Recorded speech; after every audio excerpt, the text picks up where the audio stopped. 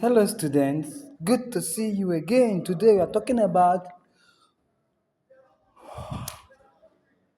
what did we just do? Yawning. Okay, so can you do that now? How do you do? First of all, open your mouth wide, take a deep breath, breathe in, out. Now tell me, why do you yawn?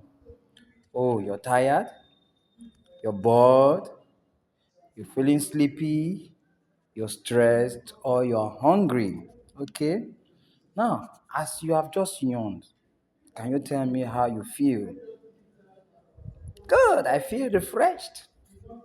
I feel happy. I feel alert. Oh, thank you so much. So you see that it is good for us to yawn. Can we do it again? Open your mouth.